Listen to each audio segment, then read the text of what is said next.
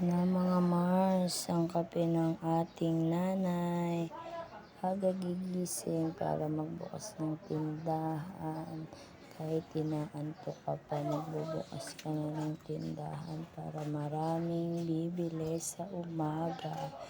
Ayan guys, nagbubukas na ako ng tindahan. Nakabukas na pala ako. Ayan pala, magkakape pa lang ako.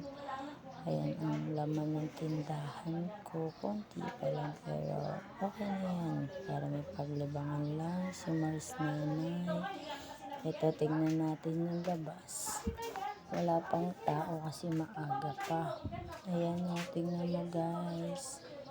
Maliwanag na po. Wala pang tao dyan kasi maaga pa. Ayan, tingnan niyo po yung paligid. Ang ganda, diba? Puro wire. Ayan yung bahay. Walang tao pa. Ang ganda ng liwanag. Yan, guys.